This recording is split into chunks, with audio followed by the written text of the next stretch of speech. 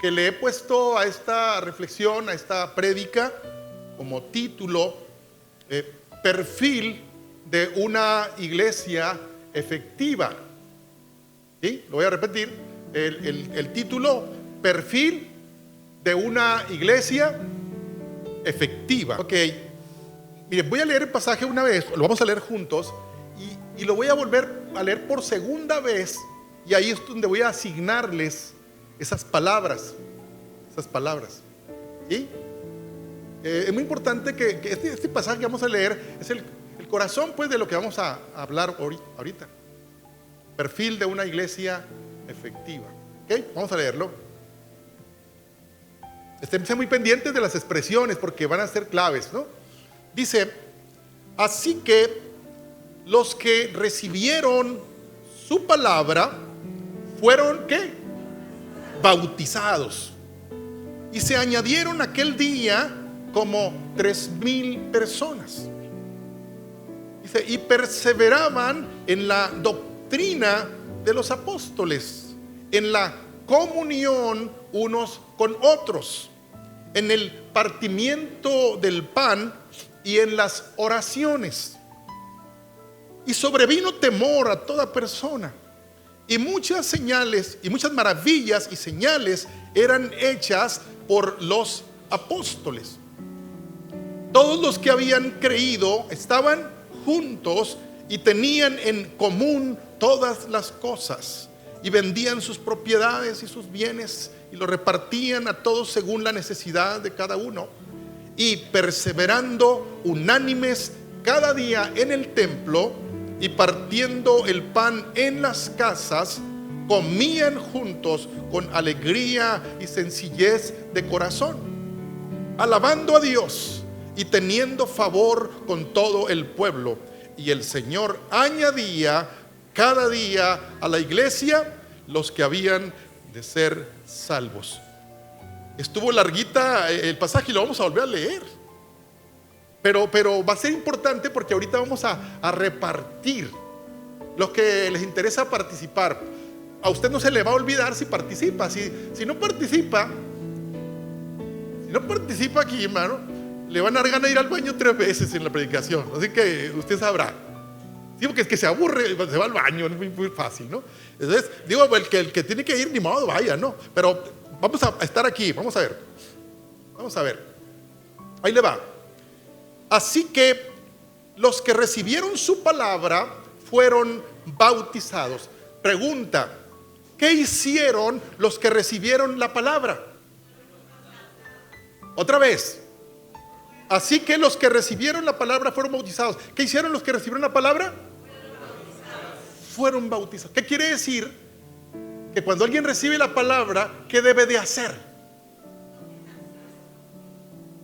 Sí, un niño respondería bien esto, sí. Pero a veces los adultos reciben la palabra y luego reciben la palabra. Y luego, ¿sabe qué sigue? Reciben la palabra. Y el otro año reciben la palabra y nunca son bautizados. Si hasta aquí me quedo, ya prediqué yo. Amén, hermanos. ¿Se fijan cómo la palabra? ¿Qué hicieron los que recibieron la palabra? ¿Por voluntad de quién? De ellos mismos. No los agarraron y le pusieron la Nelson y la Wilson para bautizarlos. O sea, ellos dijeron: yo quiero. Ok. Y dice, ahí va: y se añadieron aquel día como 3,000 personas. ¿Cuándo se añadieron 3,000 personas? ¿Y cuál es aquel día? ¿Y cuándo fue eso? ¿Pero qué día era?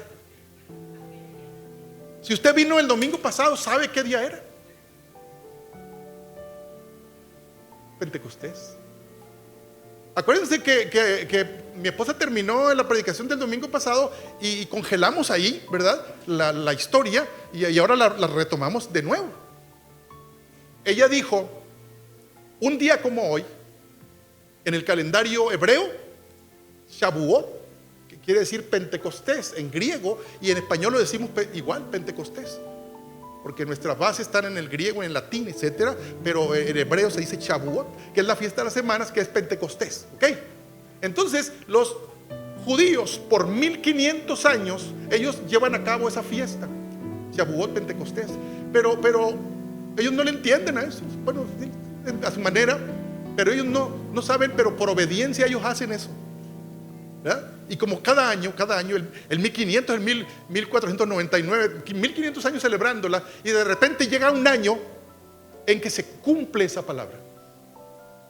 Se cumple esa palabra y ya no es una fiestecita ahí de granos y semillas. Ahora, ¿qué pasa? El cumplimiento, ¿qué pasa? ¿Qué viene? El Espíritu Santo. ¿Cuándo viene? ¿El día de qué? De Pentecostés.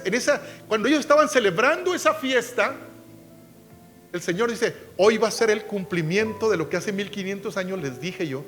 Y no entendían. Y ahora lo van a entender. No todos, pero van a entender.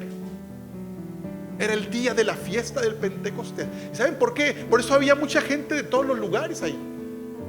De Chipre, del Ponto, de Mesopotamia, de Egipto, de como de 14, 15 nacionalidades. Estaban ahí reunidos en Jerusalén. ¿A qué vinieron? A la fiesta del Pentecostés. A una fiesta que ellos acostumbraban a hacer. Pero esta fiesta fue diferente. ¿Saben por qué fue diferente? Porque la intervención, ¿de dónde era? Directamente del cielo. Amén. Me regreso un poquito. 50 días antes de esta fiesta, ¿qué se estaba celebrando?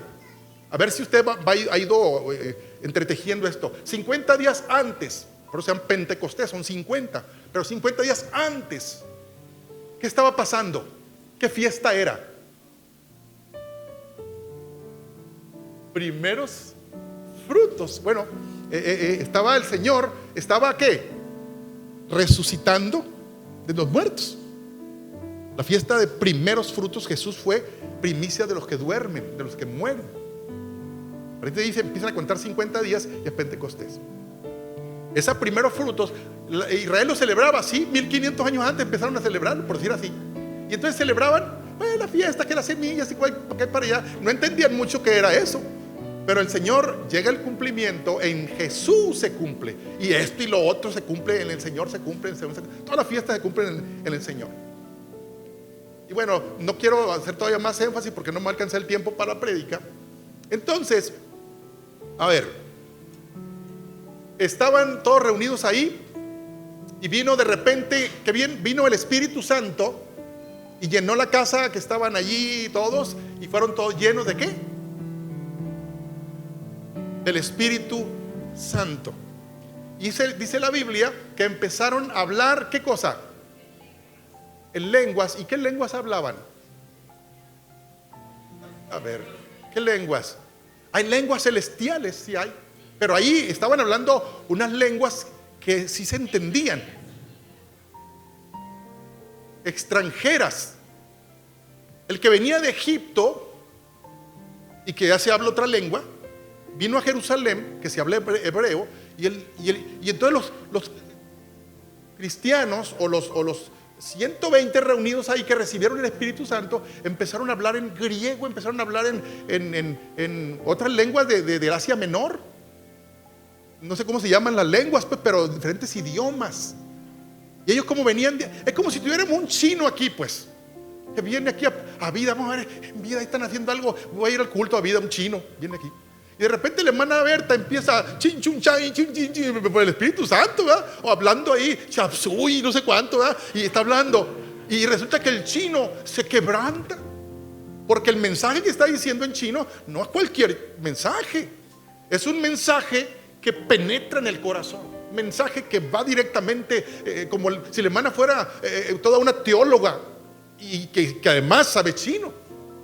¿Sí me explico? El Espíritu Santo, ¿qué quiso hacer allí? Predicarle, hablarle a toda esa gente que venía de fuera. ¿Y saben por qué? Porque el egipcio que vino a la fiesta se iba a devolver a Egipto. ¿Y qué iba a hacer allá?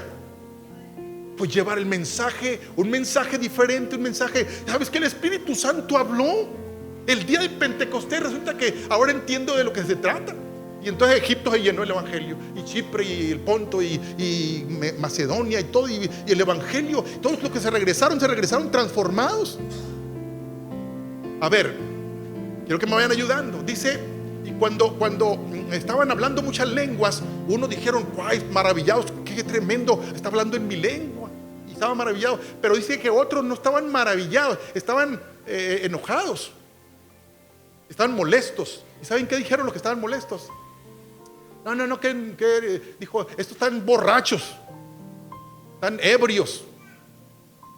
Y entonces se levanta uno de los discípulos, Pedro, cuando oye esto y dijo, no señores, no están ebrios, no están borrachos.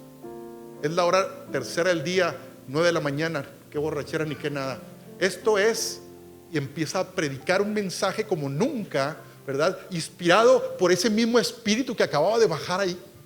Y usó a Pedro para hablar a las multitudes que estaban ahí, que venían de todas partes. Y les habló el mensaje del evangelio. Y Pedro, lleno del Espíritu Santo, Dios hablando a través de Pedro. Y entonces, después de que terminó de predicar, la gente dijo, varones, le dijeron a los discípulos, ¿qué haremos? ¿Y saben qué es esa pregunta? Varones, ¿qué haremos? Están diciendo, díganme lo que tengo que hacer. No voy a cuestionarte porque ya el Espíritu Santo me redargulló, me tocó. ¿Qué haremos? Entonces, ni tardo ni perezoso, Pedro y los discípulos les dijeron a la multitud, ¿qué les dijeron? Arrepentíos y bautícese cada uno de vosotros en el nombre de Jesucristo para el perdón y remisión de sus pecados, y el Señor les va a regalar, les va a dar el don del Espíritu Santo. Y entonces dice la Escritura que ese mismo día, ¿qué día? ¿De cuál día estamos hablando? Del día del Pentecostés. Entonces, no solamente 120 personas fueron llenas del Espíritu Santo ahí, no, sino que mucha gente que estaba reunida ese día en Jerusalén por causa de la fiesta, había miles. Si usted va en Semana Santa a Jerusalén, no puede caminar por las calles de Jerusalén. No puede caminar. ¿Por qué? ¿Por qué no cabe en Semana Santa usted va para Jerusalén? Qué bueno que no ha ido, si es una lata para caminar allá, no vaya. Entonces, ¿por qué no puede caminar? Dígame usted. ¿Por qué va mucha gente? Son convocados por las iglesias evangélicas y católicas y todo el mundo para ir a ver dónde murió Jesús, dónde nació, dónde resucitó. Pero nomás para eso. Se llena de gente. Entonces, y Jerusalén congregaba mucha gente cada año el día del Pentecostés. Miles de gentes. Pero ese día se predicó un mensaje, se tiró la red de alguna manera y fueron alcanzados en esa red, ¿cuántas? 3,000 personas fueron bautizadas ese día por el mensaje de Pedro. Entonces el día del Pentecostés trajo una gran cosecha. 50 días antes, fiesta de primicias, una persona estaba muriendo o estaba resucitando. Había muerto 3 días antes y estaba resucitando ahora, y eso era primicia de los que duermen, para 50 días después estar recogiendo una gran cosecha. Por eso se llama fiesta de las semanas, o es una cosecha también grande, Pentecostés. Amén. A lo mejor usted dice, bueno, ¿y eso a mí para qué me lo dice, no? Ok, ¿cómo se llama el título de la palabra de hoy? ¿Alguien recuerda cómo le pusimos a esta reflexión, a esta prédica? ¿Cómo? Perfil de una iglesia efectiva. ¿Qué significa perfil? A ver, perfil de una iglesia efectiva. ¿Alguien sabe qué significa el perfil? Las características, ¿qué más? Las cualidades. Por ejemplo, ¿cuál es el perfil de un cristiano correcto? Una persona que ama a Dios, que ora, que ayuna, que cumple con sus responsabilidades de la obra de Dios, que es temeroso de Dios. El perfil de un cristiano modelo. ¿Y cuál es el perfil de una iglesia efectiva? ¿Cuál será el perfil? El modelo, las características, ¿cuáles serán? Pues aquí el pasaje que leímos, ahí están las características. Y por eso estamos leyendo este pasaje. Ya yo estoy repitiendo parte del mensaje que mi esposa dio la semana pasada. En realidad, a partir de aquí es donde vamos a hablar. Porque mira, Cuando la iglesia cristiana prácticamente nace ahí el día del Pentecostés, nace la iglesia, ¿sí? Porque cuando salen los primeros conversos, ahora están llenos del Espíritu Santo, ¿sí se fija? Nace la iglesia ahí cristiana, que ha permanecido por más de 2000 años. Aquí estamos nosotros, que somos fruto de ese nacimiento de la iglesia. Ahora, ¿para qué está escrito en la Biblia eso? ¿Para qué está escrito cómo nació la primera iglesia allá primitiva? ¿Para qué está escrito?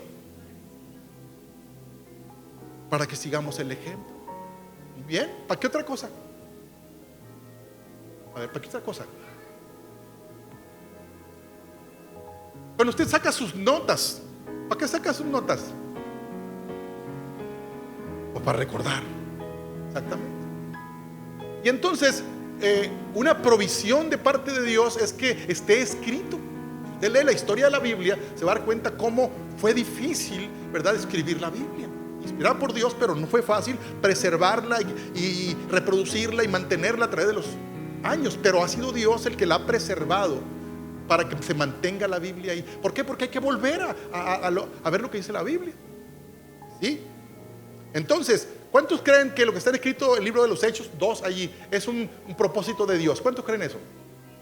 ¿Cuántos creen que estar escrito ahí y todo lo que hacían los primeros cristianos, ¿verdad? Necesitamos nosotros regresar siempre a verlo, a ver qué dice ahí. ¿Será de Dios? Y muchas veces, hermanos, en el transcurrir el tiempo, al pasar los años, pues la iglesia exitosa, ¿no? La iglesia primitiva exitosa, y creció el evangelio, 3000, luego 5000, luego miles y luego millones a través de muchas partes del mundo. Pero resulta ser que en el caminar vamos dejando, ¿qué cosa? ¿Qué vamos dejando? Las bases que están escritas ahí para una iglesia efectiva. Perseveraban en la doctrina. ¿Todavía la iglesia persevera en la doctrina? Porque ¿saben qué significa la palabra perseverar? Constante. Y ándale, y la doctrina, y vamos a ver la palabra que dice, y vamos a estudiarla, y vamos a escudriñarla, y vamos a insistir en ello. No, vamos otra vez, no hagas aquello porque está fuera de la voluntad de Dios. Otra vez a la palabra, y por la palabra y la palabra. Eso es perseverar en la doctrina de los apóstoles. Miren, ellos no tenían Biblias, Aquí, ¿cuánto tienen Biblia? Y levantan el iPad o el iPhone, ahí está en la Biblia, ¿no? O un libro, todos tenemos Biblia. Solamente que no quiere no tiene Biblia, ¿sí o no? Hasta gratis, porque en las aplicaciones viene gratis. Ellos no tenían Biblia. Ni uno tenía Biblia, ni uno. Si bien había rollos del profeta Isaías y Jeremías, estaban en las sinagogas, ellos no traían Biblia. Claro que conocían Biblia porque iban a las sinagogas y ahí en el templo y se hablaba la palabra, pero no porque ellos se llevaran a su casa un libro, no había de esa manera todavía. Pero lo que ellos oían lo atesoraban y luego se mantenían en oración. Ahorita lo decíamos, ¿verdad? Se mantenían en oración, y en las oraciones dice el último punto. Entonces, cuando ellos hablaban, Dios usaba sus labios. Amén. Perseveraban en la doctrina. Entonces me imagino yo que decían los hermanos, y como dijo el hermano Pedro anoche, que Dios necesita que nosotros hagamos esto. Entonces perseveraban en eso. No hacían lo que les daba su gana, dijo el hermano, no me ganó ahí, está bien. No hacían eso.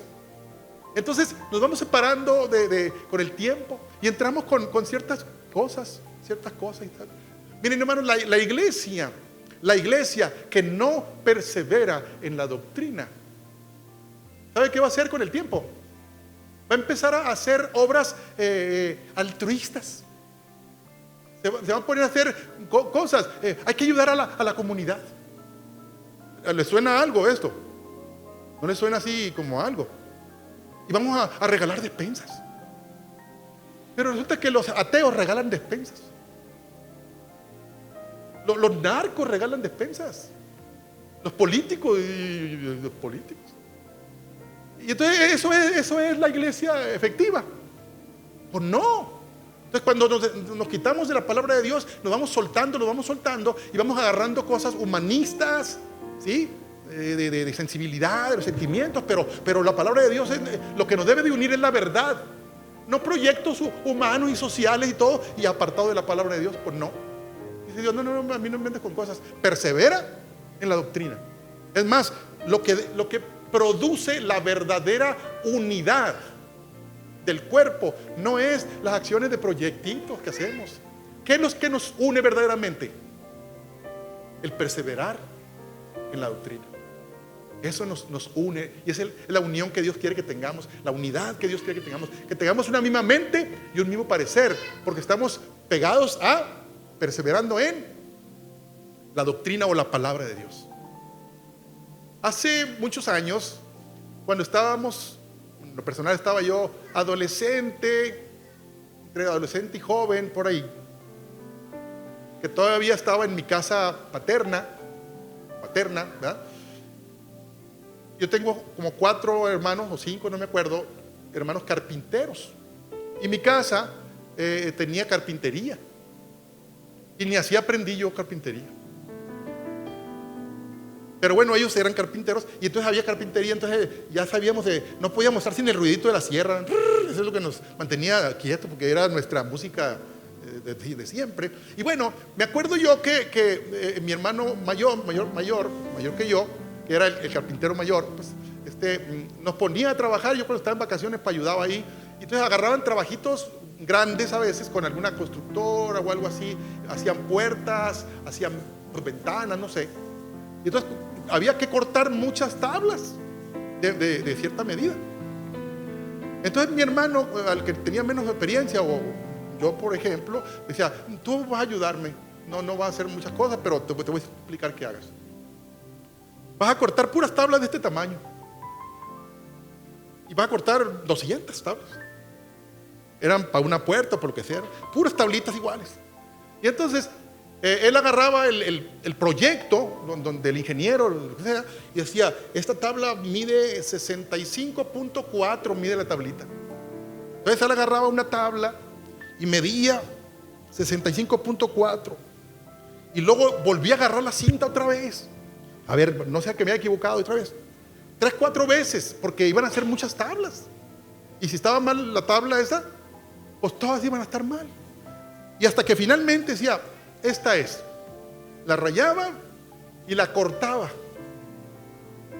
Y le ponía una crucecita a la tabla, como diciendo, bueno, no decía, esta tablita va a ser la muestra con la que vas a cortar las 200 tablitas. ¿De acuerdo? No, pues sí, está bien. Bueno, pues ya había muchas tablas largas donde había que sacar las tablitas. Esa tabla, poníamos la tabla larga abajo, la que había que estar cortándose, y encima poníamos la tablita modelo. La poníamos encima y luego le poníamos una rayita. Ahí iba a cortarse. La cortábamos. Y en lugar de agarrar la tablita de la crucecita, la agarramos y le damos honda a la tablita, y agarramos de modelo la que acabamos de cortar. Entonces la agarramos y la poníamos encima de la tabla. Cortábamos, y a la segunda tabla también la aventamos un montón, y la tercera tablita la agarrábamos malamente, pues era el modelo. Y entonces el modelo, la tablita de la crucecita quedaba abajo y un cerro de tablas encima, cortadas después. Y cuando armaba los muebles, mi hermano decía, está todo chuecos esto, a ver qué pasó. Y la tablita que le marqué, está en el fondo allá, quedó sepultada la tablita allá. Sí, ¿me expliqué o no me expliqué? Y entonces así nos pasa como iglesia a veces. Oye, ¿y el modelo? No, pues no sé, me dijeron que transmitiera en Facebook. No, sí, está bien, hay que transmitir. Oye, pero ¿y el modelo original? No, porque yo doy clase ahí, o yo canto. Sí, está bien, pero ¿dónde está el modelo original? Y ahorita estamos viendo el modelo original otra vez en Hechos 2, que dice, ¿quién me iba a ayudar primero? Eso tiene que hacer la iglesia. ¿Cuándo? Siempre, es la tablita de la crucecita, siempre debe permanecer perseverar en la doctrina de los apóstoles o en la palabra de Dios, siempre, siempre y siempre. ¿Y qué pasa si hay un programa, si hay alguna cosa que hacemos y no está metida ahí la doctrina? La tablita está en el fondo allá, la dejamos de practicar. Ningún programa, ninguna actividad, ninguna, por más bonito que parezca, si no está aplicada allí y no corresponde a la perseverancia y a observancia de la palabra de Dios, ese programa no sirve para nada. Van a salir todas descuadradas las cosas y Dios va a decir: no me agrada eso a mí. Si lo que estamos haciendo no incluye, ¿quién fue el número 2? Dafne, si no incluye la comunión de unos con otros, no hay comunión unos con otros, no sirve lo que estamos haciendo. Y esto lo voy a repetir, si no hay comunión unos con otros, lo que estás haciendo no sirve. El ingeniero te va a decir: ese mueble no lo quiero yo, desbarátalo y hazlo otra vez si quieres, pero yo así no lo quiero, no mide lo que debe medir. A ver, hermana Berta, ya la agarré aquí cerquita, ¿no? Usted tiene comunión con todos los hermanos. Y voltea al hermano a checarnos. Se puede decir que sí, no, pues la agarré muy corto aquí, hermana, no. Es un ejercicio nada más. Pero yo te pregunto, si tú no tienes comunión con los hermanos, unos con otros como iglesia, tienes que pensar 2 veces antes de que, no, estás haciendo muy emocionado. Oye, pero acá no me importa. Señor, aquí yo, no sirve eso. No cumple con los estándares que Dios está pidiendo de la iglesia. Es que cuando leemos muy emocionados y el Señor añadía a la iglesia, pues sí, pues estaban haciendo todo lo que el Señor les dijo. Entonces, por eso a veces hay iglesias que dicen: pero ¿por qué no añade el Señor Pues revisa las bases. Revisa si estamos en los estándares que Dios está. Por eso está el modelo de Hechos 2 allí. Si yo no tengo comunión con alguien y me cae gordo Armando y no me interesa, cuando yo estoy acá, mira, y me sale todo bien, pero el Señor dice: no, así no es. Amén. Entonces, la iglesia, hermanos, tenía comunión unos con otros. Y a veces cuesta eso. Cuesta. Dice: cuando vas a ofrendar, si estando ahí antes de ofrendar te acuerdas de que no tienes comunión con tu hermano, ¿qué dice la Biblia? No echen la ofrenda. Ve con el hermano o la hermana y dice: ¿sabes qué? Perdóname, es que me cae gordo y ¿cómo le hacemos? Pues hay que arreglar esto porque no puedo estar así yo. Mi ofrenda no va a ser bien recibida. Y entonces ya que tu hermano te diga: bueno, te voy a perdonar, pues ni modo, un abrazo ahí, ¿verdad? Y luego ya vienes y ofrendas y ahí va caminando la cosa. Amén, hermanos. Pero resulta que le seguimos de paso. No, como cuesta eso, mejor le sigo, ni se va a notar. Ni se va a notar y la tabla cada vez más grandecita, más chiquita y toda descuadrada. Pues no es así. Amén. Entonces no es gratuito que la gente se convertía. La gente decía: yo quiero ser como ellos. Vea cuánto se aman. Y ni modo que no, perfectos no son, decía la gente. No son, y sin embargo, pues tal parece que sí. Pero ¿qué pasaba? Que ellos se esforzaban por lograrlo. Hermanos, esto no es mágico. No es mágico. Tiene que ser intencional. Tú tienes que querer hacerlo. Amén. No va a venir del cielo, ¿verdad? Que de repente una varita y amas a todos. Tienes que perdonar. Casi me van a hacer una encuesta: ¿cuántos caen gordos de aquí? A ver, no, porque voy a decir yo: ¿de dónde me voy a devolver? ¿Hasta dónde? ¿No? Pero si se fijan, hermanos, cómo el Señor nos trae de nuevo al modelo original, ¿sí?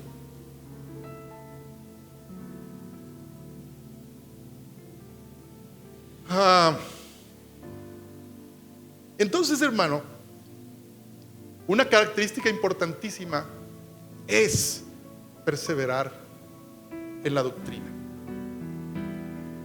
¿sí? Y debemos pagar el precio por lograrlo. Pagar el precio por lograrlo. Y no nomás perseverar nosotros. Perseveramos en la doctrina con las visitas que nos acompañan, ¿sí? Y porque usted dice: vamos a hacer un desayuno bonito y que hot cakes y que para que se sienta la persona muy bien. Pero si no le hablas de las escrituras, está perdiendo el tiempo. Mejor déjaselo a Club Rotario, déjaselo a ¿quién más? Hay muchas asociaciones ahí que se la pasan muy bien, pero Dios no figura ahí. O sea que nosotros tenemos que tener claro que todo lo que hacemos, Dios debe ser el centro. Si tú das una conferencia, una plática, una predicación, un canto, y Dios no ocupa el primer lugar ahí, pues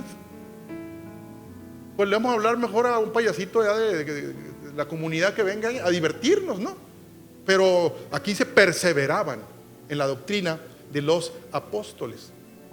Fíjate lo que le dice Pablo a Timoteo, le dice ahí en 2 Timoteo 3:14, le dice, pero tú, le dice, persiste en lo que has aprendido y te persuadiste, sabiendo de quién has aprendido, y que desde la niñez has sabido las sagradas escrituras, las cuales te pueden hacer sabio para la salvación por fe que es en Cristo Jesús.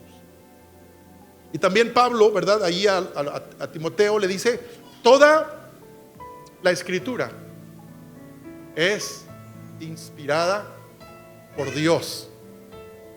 ¿Qué tanto?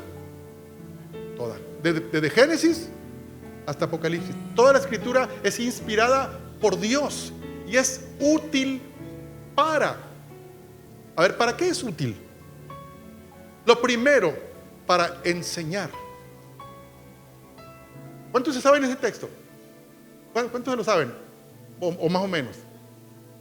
Te voy a dar un tip para que te lo puedas aprender más fácil. ¿Sí? Toda la escritura es inspirada por Dios, ¿verdad? Y luego ya dice, útil para. A veces nos revolvemos con los verbos del para qué. Y el primero es para enseñar. Entonces no te revuelva. Primero es para enseñar. Cuando los niños van a la primaria, al kinder, los maestros les enseñan a los niños. Enseñan. Y a los adultos también nos enseñan, ¿verdad? Ese no tiene problema. Pero el segundo paso, dice la escritura, es útil para, antes, para redarguir.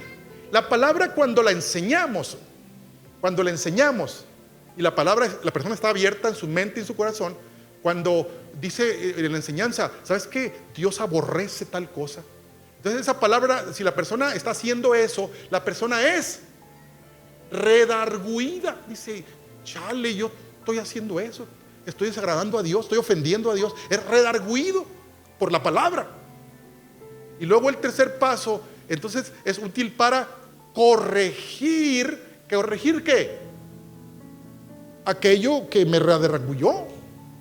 Eso es lo que la Biblia me lleva a decir, ¿cómo lo corrijo? Y después de que lo corrijo, entonces el Señor me dice, y es útil para instruir en justicia. Es decir, primero me hace ver todas las cosas malas que tengo, me enseña y luego yo soy redarguido. Segundo paso. Tercero, me dice, ahora corrígelo de esta manera. Y solo hasta que lo corrijo, entonces yo puedo ser instruido o edificado para que yo construya mi vida. ¿Sí? Entonces dice, para instruir en justicia, a fin de que todo hombre o toda persona sea, dice, perfecto, ¿verdad? Dice, enteramente preparado para toda buena obra. Entonces eso hace la palabra. Entonces si la persona no está siguiendo las bases de ser instruido o persistir en la palabra, la unidad que tú tengas aquí, mira, si a ti no te interesaría o no te interesa persistir en la palabra o en la doctrina, la comunión que tú tengas, la unidad que tú tengas con tus hermanos es, me atrevo a decir la palabra, es chafa. Así como dura lo de $1, ¿no? No, tengo comunión con los hermanos, y unidad, sí, hermano, claro que sí. Pero si no está afincado en la perseverancia de la palabra, ¿cuánto te va a durar esa unidad? ¿Sabes cuánto te va a durar? Mientras te dé la razón yo a ti. Cuando no te la dé, va a tronar esto. No, ¿por qué? Porque nos vamos a la palabra y entonces la palabra siempre me está enseñando, me está redarguyendo, me está corrigiendo, me está edificando.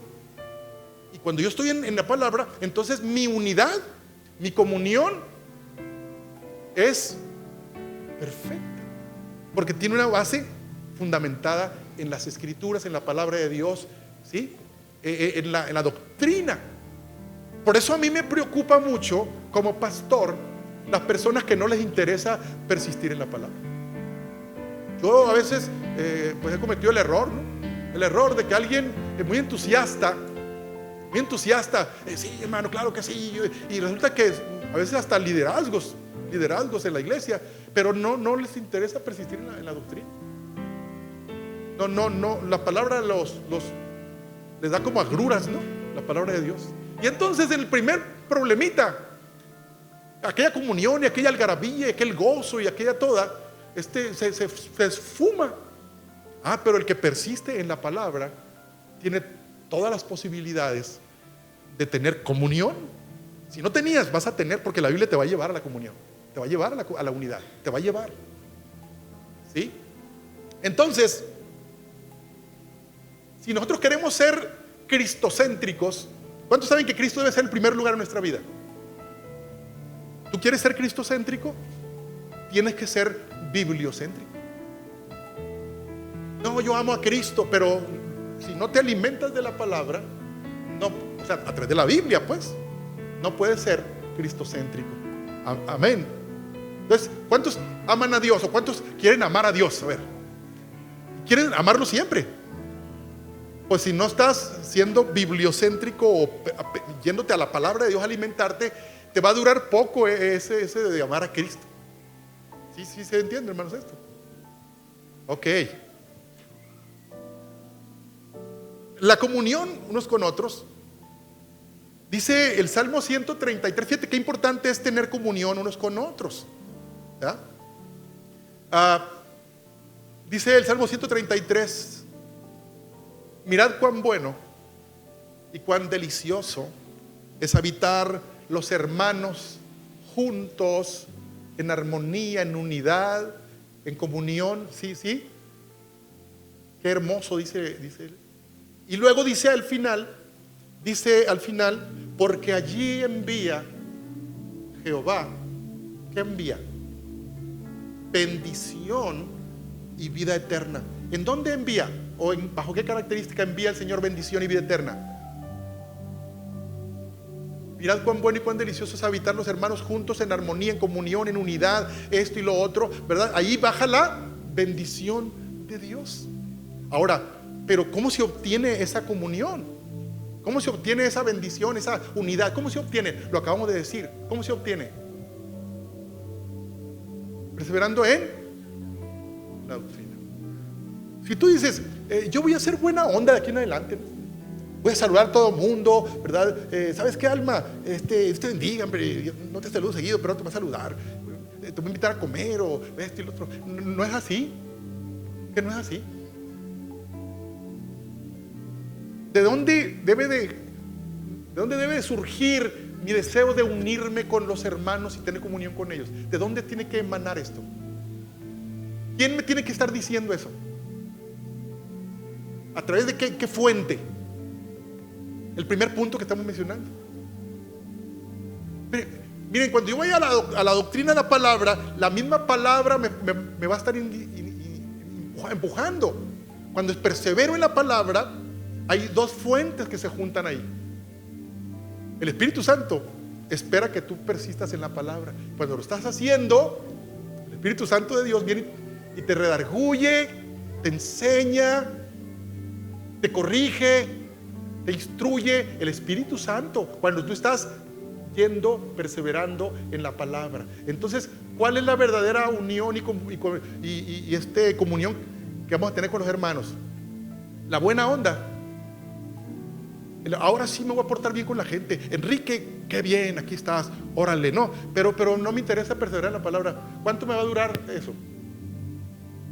Al rato decir, que Enrique no sé qué, ¿por qué? Porque no, eso no debe ser artificial, pues Dios me tiene que empujar a hacer estas cosas. Está muy serio, no sé si estamos en lo correcto aquí, estoy entendiendo que está bien, ¿sí? Vean lo que dice Pablo, le dice a los Filipenses 2:2, dice, completad mi gozo, sintiendo lo mismo, el mismo amor, unánimes, sintiendo una misma cosa. ¿De dónde viene eso? De la palabra, viene del Espíritu de Dios. No de mi buena intención nomás, pues.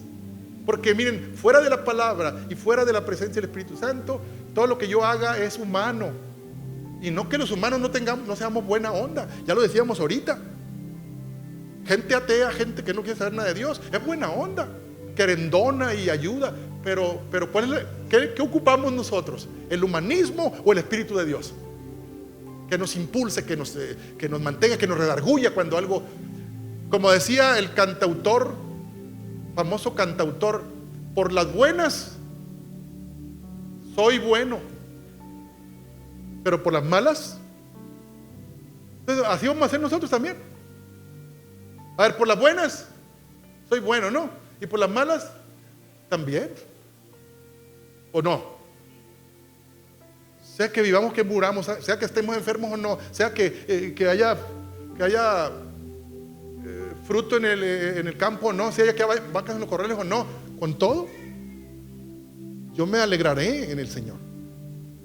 Pero eso me lo produce el perseverar en la doctrina. Amén. Entonces, 3. ¿Quién fue el 3? Allá está Edu. ¿Cuál es?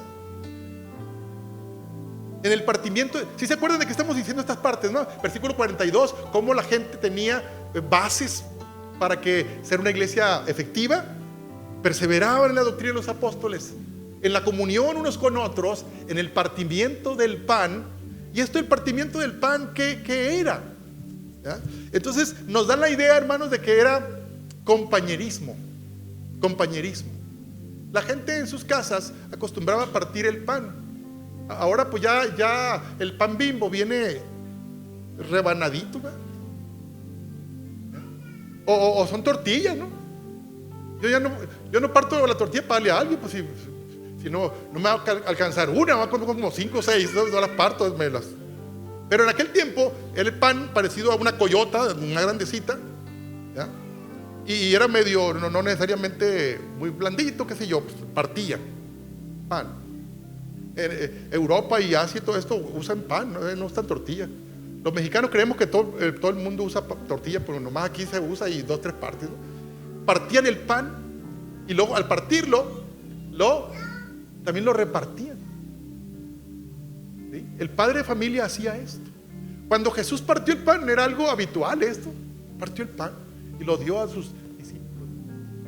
Pero aparte que yo como padre de familia parta el pan en mi casa, aquí la idea que nos está diciendo dice que los primeros cristianos partían el pan juntos. Es decir, yo iba a la casa del hermano Víctor, espero que sea profético esto, ¿eh? Y entonces allí el hermano Víctor partía el pan, ¿no? Me daba pan a mí. Era la comunión, el compañerismo. Y entonces esta es una figura de alguna manera, aunque se hacía de manera práctica, de manera social, pero tenía una repercusión espiritual tremenda. Eso estaba diciendo, cuando yo le daba el pan o él me daba el pedazo de pan, estaba diciendo al mismo tiempo, en las buenas y en las malas cuenta conmigo. ¿Sí? Somos una iglesia, somos un cuerpo. ¿Sí? Lo que te pase a mí es como si me está pasando a mí. Dice que algunos vendían propiedades para ayudar. No las vendían todas, porque si las vendieran todas, pues ¿en qué iban a vivir, no? O sea, había una necesidad y compartían de esa manera, compañerismo. Y entonces yo les pregunto, ¿la gente que no era cristiana se fijaba en esto o no se fijaba? ¿Se fijaba? Así como se fijan las malas que haces tú también o yo también. Se corren toda la cuadra, ¿no? Rápido. Y como chisme. Pero en aquel tiempo corría, pero no era chisme. Era decir, ¿sabes qué? Estos tremendos cristianos. Y empezaban a hablar de esto. Amén. Entonces eso es la idea de partir el pan, ¿sí? Entonces la cuarta cosa, ¿quién me iba a ayudar allí? Y dice el partimiento del pan y en las oraciones. Amén. En las oraciones. Entonces, ¿cómo era la iglesia primitiva? Era una iglesia ¿qué? Pero esto último, ¿una iglesia qué? Que oraba. ¿Una iglesia qué? Oraba. ¿Una iglesia qué? Oraba. La iglesia oraba, hermanos. A ver, aquí en la iglesia hay un ministerio que viene los miércoles. ¿Sí saben qué ministerio es? De oración. Y entonces le pregunto yo a alguien, hermano, ¿usted ora? No, es que el miércoles oran. Yo mando el WhatsApp y ellos oran. Entonces es lo moderno ahora. No digo que usted esté haciendo eso, pero si usted lo estuviera haciendo, no está bien. ¿Usted qué tiene que hacer como persona, como hijo de Dios? ¿Qué tiene que hacer? Orar usted, yo, orar nosotros, orar cada uno, orar. Esta era una iglesia que oraba. ¿Oraban juntos? Sí. ¿Oraban individualmente? Sí. ¿Había WhatsApp? No. ¿Había ministerio de oración? Toda la iglesia oraba.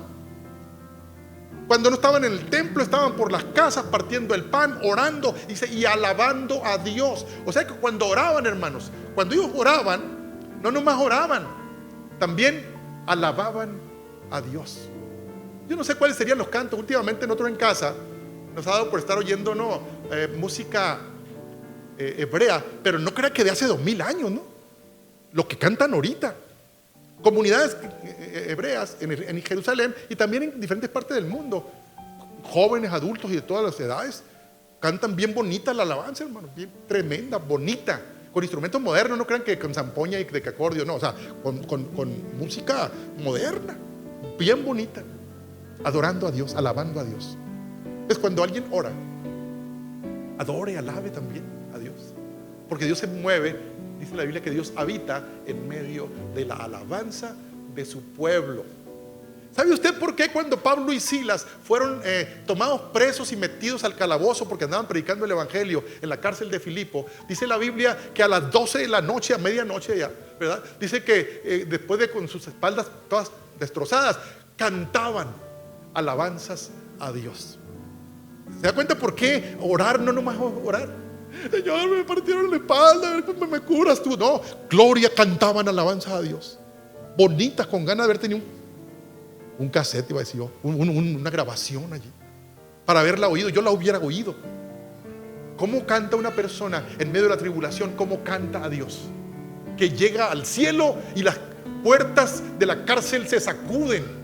Hermano, cuando nosotros estamos orando, alabando a Dios, y tú vas a orar por una persona, pues tú tienes que ir con tu corazón con cántico, con alabanza a Dios. No todo mortificado. Oye, ¿cómo te sientes? Mal. Pues yo estoy por el estilo, pero voy a orar por ti. Pues no así. Amén, hermanos. Si el carcelero va y le pregunta a Pablo, ¿cómo te sientes? No, pues supiera, no tendrá un tempra por ahí porque no aguanto la espalda. No, cantaban alabanzas a Dios. Amén. Se sentían felices de haber sido dignos de haber padecido por causa de predicar el evangelio. Amén. Oraba la iglesia. ¿Qué hacía la iglesia primitiva, hermana? Perseveraba en la doctrina de los apóstoles. No se salían de la tablita inicial. Siempre perseveraban. Había unos que se querían salir y hacer cosas como les daba la gana, y luego venían los apóstoles y decían, la doctrina. No, pero que no puede haber iglesia sin doctrina fundamental de la palabra. No. Amén. No hagan nada que no esté apoyado por la doctrina de la palabra de Dios. No hagan nada. No sirve. Sí sirve, pues, pero ya muchos están haciendo eso sin Dios. Amén. Si quieres que el Señor añada a la iglesia, a los que quieren ser salvos, pues hazla sin salirte de la perseverancia de la palabra de Dios. ¿Qué más hacían, Dafne? Estaban en comunión unos con otros. ¿Y de dónde venía esa comunión? ¿De dónde venía? ¿De dónde derivaba? Del Espíritu de Dios, de estar perseverando en la palabra. De ahí venía la comunión. Y yo insisto en esto, hermano, que sea muy repetitivo. Intenta no tener comunión con los hermanos porque seas buena onda, pues. Sí me explico esto, hermano. Ojalá que lo borremos ahí un poquito porque soy muy insistente, pero hay gente que se la quiere pasar muy bien y ahora sí me voy a portar bien y buena onda, pero mejor vea la palabra. Amén. Y vas a ver lo que la palabra va a hacer ahí. Te vas a quebrantar. Y entonces sí vas a ir con el hermano. Fíjate, ahorita que decíamos el partimiento del pan, que era el compañerismo, ¿sabes qué nos dice también esto? Que pasábamos más tiempo, ellos pasaban más tiempo conociendo a los hermanos. Pasaban más tiempo conociendo a los hermanos. Ellos daban la vida por un hermano. ¿A qué nos lleva el pasar el tiempo y dejar la tablita original y agarrar otras tablitas que se van destorciendo? A que si alguien dice, hermano, pues me siento muy mal, un mensajito, y luego ponemos unas manitas ahí. Ya no nos volvemos a acordar del hermanito. Hay quien se encargue a ver quién de orar por él. Entonces, alguien me dice, hermano, me dice a mí, hermano, fíjate que alguien está un poco malo, me dice. Yo le digo, ¿ya lo fuiste a ver? No, pues le decía a usted para que usted vaya. Entonces, ya el WhatsApp nos resolvió el problema. Subimos ahí 2, 3 palabritas. Alguien dice, hermano, apenas puedo mover los dedos, me estoy muriendo, y puse un WhatsApp para ver quién, ¿no? Y alguien dice, pone la manita, y ya nos volvió a acordar, ¿no? O sea, le dejamos la chamba a Dios, o sea, le dejamos al líder de oración, o se la dejamos no sé a quién. Pero resulta que los hermanos que partían el pan juntos, ¿qué hacían? Iban a la casa del hermano, del otro hermano, y eso es lo que miraba ¿quién? Te mira tu vecino, tu compañero de trabajo, te mira haciendo tu mensajito de WhatsApp, no te mira. Además piensan que está la casa vacía, que la van a vender porque no se ve en movimiento, y estás tú ahí, a todo lo que da el telefonito, pero nadie se da entera. Todavía se usa, se tiene que usar eso todavía. ¿Verdad que se ha estado perdiendo eso? ¿Cómo nos damos cuenta del hermano? ¿Cómo nos damos cuenta del hermano? Si Dios quiere que tú seas sus manos para bendecir, para orar, para reprender, si Dios quiere que seas sus ojos, pero no se ve eso, tenemos que ir.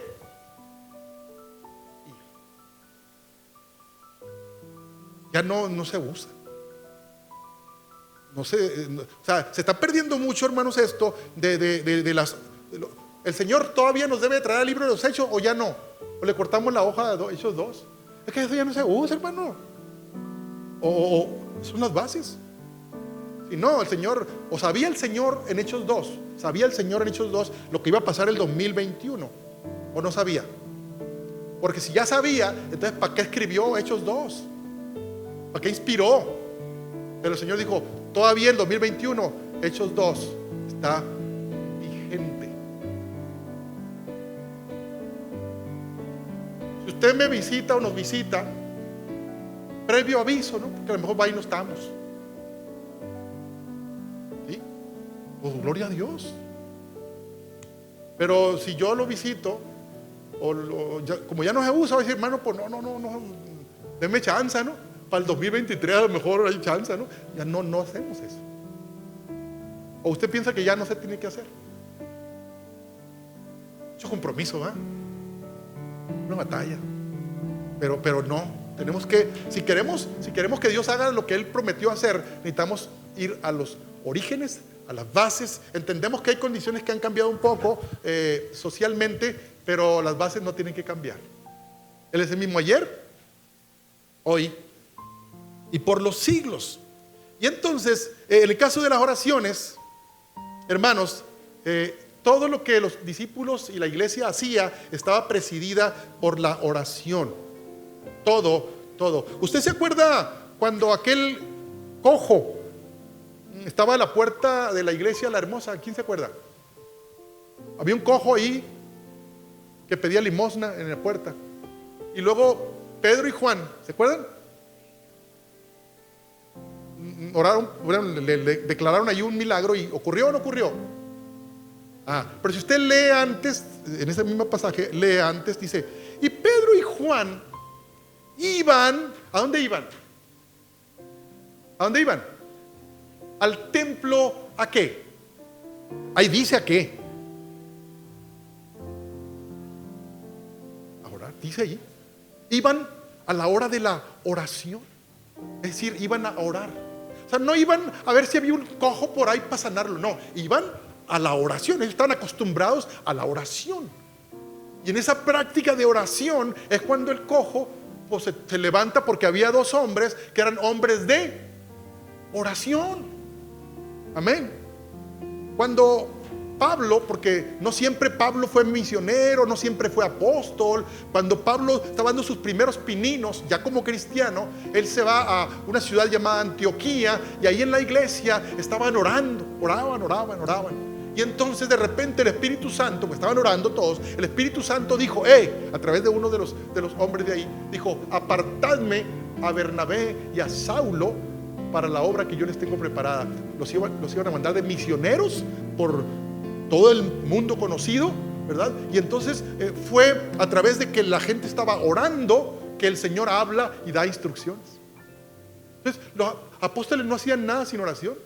Decían, ¿qué será bueno? Vamos un voladito a ver qué. No, ellos oraban y el Señor los inspiraba a qué tenían que hacer. Cuando estaba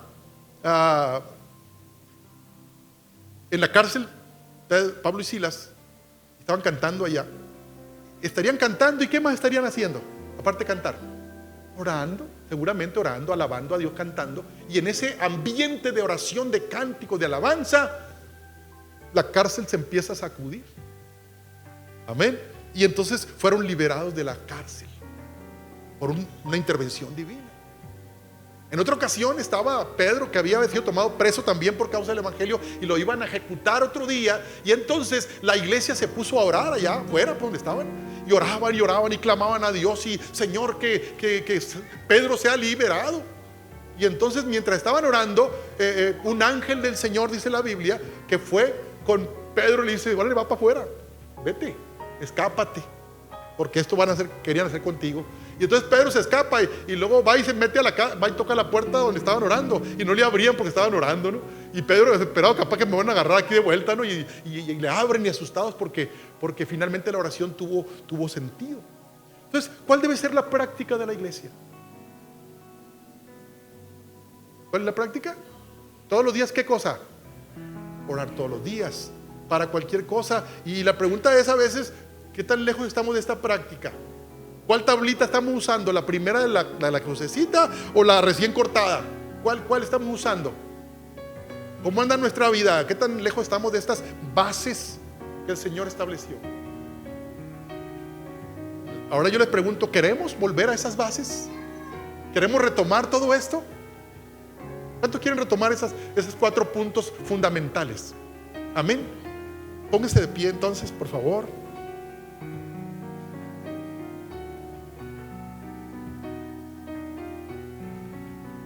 Gloria a Dios, gloria a Dios. Amén. ¿Qué le pasa a una iglesia que no persevera en la doctrina o en la palabra? ¿Qué le pasa a una iglesia que no tiene comunión, que no tiene unidad? ¿Qué le pasa a una iglesia que no tiene compañerismo? ¿Qué le pasa a una iglesia que no ora? Pues no me diga qué le pasa. Más bien les pregunto, ¿qué pasa con una iglesia que sí lo hace? Imagínense una iglesia perseverando en todas estas cosas. Amén. Miren, la iglesia que no persevera en la doctrina, que no ora, que no esto, que no el otro, le voy a decir qué le pasa con un ejemplo que nos acaba de pasar. Hace como una semana, ahí en casa de mi suegra, está rentada la casa, y los tubos que tiene ahí de tubería del agua, decían los señores que están ahí, no sale el agua aquí, no nos podemos ni bañar porque no sale el agua. Ahí estaba, hasta que al final mandamos cambiar la tubería. En lugar de tubería, ¿qué? De galvanizada, le pusimos PVC. Y entonces el plomero nos llevó los tubos nomás como curiosidad, para que los viéramos. Ahí están los tubos, mira, los codos y los tubos, y los vamos viendo. ¿Es posible que pasara una gota de agua por ahí? ¿Saben por qué pasaba agua? Por puro milagro de Dios pasaba agua. Pero no era porque se podía pasar. Usted le hacía así, pues no se miraba nada, ¿no? Y no salía agua. Le pusieron los tubos de PVC, aparte que eran nuevos. El PVC pues no retiene óxido porque no es metal, y el agua sale como pedrada ahí. Y luego la señora, ya cuando le arreglaron, la señora casi le besaba la mano al plomero. Le dijo, me pude bañar, y hasta más blanca la señora se miraba. ¿Sabe desde cuándo no? ¿Verdad? Y así. Y ahora, ¿por qué le cuento esto? Porque el cristiano que no ora, que no está en la palabra, redarguido por el Espíritu Santo y aprendiendo, redarguyendo, enseñando, cambiando las cosas, porque el Señor nos corrige la palabra. Está como esos tubos. Se oxida y dice, oye, ahora no siento. Voy al culto, no se siente la presencia de Dios. A ver cuándo viene el otro que cante, porque este no me gustó. O sea, así está como el tubo ese. Pero el que está como el PVC, ¿verdad? Que no retiene crítica, no retiene murmuración, no retiene un mal testimonio. Él dice, no, yo vengo a alabar el nombre del Señor. Está como ese tubo de lo personal, ¿verdad? Él trae una adoración, como decíamos al principio, de manera personal. Y entonces ahí envía Jehová bendición y vida eterna. Amén.